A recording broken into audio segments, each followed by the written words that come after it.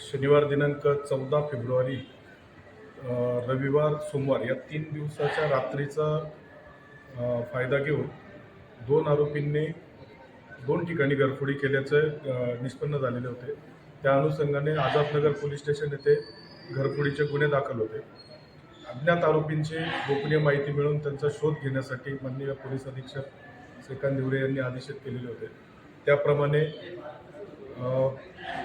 EPI Shri Namdev Sahare, त्यांच्याबरोबर आरिफ पठाण, राहुल सानप, सुशील शेंडे, शशी देवरे, मुकेश वाघ आणि धर्मेंद्र मोहिते तसेच हर्षल चौधरी या टीमने आरोपींच्या CCTV फुटेज तसेच गोपनीय माहिती काढून त्यांचा शोध घेतला असता संशयित आरोपी यांना ताब्यात घेतले आणि त्यांच्याकडे विचारपूस केली। त्यांनी संशयित मुद्देमाल जवळपास 90,500 किमतीचा सोन्याचे चांदीचे दागिने, त्याचप्रमाणे इन्व्हर्टर व त्याची बॅटरी, तसेच त्यांनी या गुन्ह्यामध्ये वापरलेली मोटरसायकल जी संशय आहे की ती सुद्धा चोरीची आहे, अशा आरोपींना ताब्यात घेऊन त्यांच्याकडनं मुद्देमाल रिकवर करून त्यांना आज रोजी मान्य न्यायालयासमोर हजर करण्यात येणार आहे। त्याचप्रमाणे आम्ही याद्वारे सर्वांना आवाहन करेल की आपापल्या घराच्या सुरक्षेच्या दृष्टिकोनातून पोर्चमधील लाईट